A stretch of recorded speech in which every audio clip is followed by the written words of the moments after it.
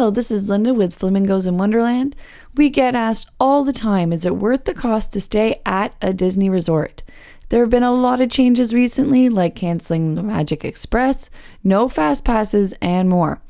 We're going to compare staying on and off property so you can decide which is the best for your vacation. All that and more coming right up.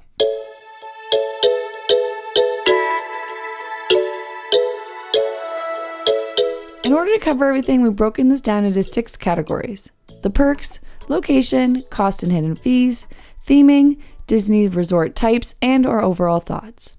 So let's get started by looking at the perks of staying at a Disney resort. This is where we've seen a lot of the changes recently. Everyone can book dining 60 days in advance, but if you're a Disney property guest, you can do it for your entire trip 60 days in advance, which means if you're going to be staying for a week, there'll be more availability for those high demand restaurants when you can book for your whole trip at once. If you're staying on property, they've changed the extended hours. Now you can get into each park 30 minutes early every day. This is great to get in some of the more popular rides. However, it can mean getting up early, and that can be hard, especially if you've been up late the night before for fireworks. As I mentioned earlier, the fast passes are now gone. I know a lot of people really miss it, and it's pretty controversial. It's been replaced with the Genie Plus, which anyone can buy if you're staying on or off property. Where this can be a benefit for resort guests is if you want to book an individual lightning lane at 7 a.m. You can do it even if you're not at the park yet. Wherever you are, you can book it. You don't need to wait until you arrive to the park. But if you're staying off property, you do need to wait until you arrive to the park to book a lightning lane. So there are still some perks, but you need to decide with your travel party if you plan on taking advantage of them. The next category is location and transportation. Clearly, staying on property gets you closer to the parks, and you can use Disney transportation like the monorail, buses, and Skyliner. The Swan and Dolphin is a nice option as it's technically not a Disney hotel, it's owned by Marriott, but you are still within walking distance to Epcot and Hollywood Studios, but you aren't paying Disney prices. If you want to know more about these, we have room and resorts tours that you can check out. Many off-property hotels do offer shuttle buses, but they will not always drop you off as close as Disney transportation can, which we really felt when we went to Disney Springs, and you have to walk all the way from the bus drop through to the parking garage for security.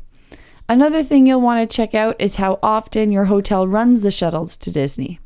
Some hotels run them more often than others. Another option is taking a rideshare or paying for parking at the parks. Depending on how much you are saving each night, this also may be a good option. This brings us into our next category, hidden fees and cost. Be aware of resort costs on top of your nightly charge. Some places are going to charge more than others, so knowing what it is and how much it can add up is important. You'll also want to know if parking is included. A few years ago, Disney World resorts brought in parking fees. They can range anywhere from $15 to $25 a night, depending on the resort. If you're staying on property, there's no need to rent a vehicle as you can use Disney transportation. When staying off property, you can also use Disney transportation. You just need to get yourself to Disney first. Another fee to keep in mind is park tickets. These just seem to be getting more and more expensive, so if you're planning on spending a lot of time at the parks, then maybe you want to be saving money on the hotel and spending it on the park tickets. Another big reason is the theming and staying in the Disney bubble. For some guests, this is really important. From the resorts to restaurants and transportation, they want to be in the bubble.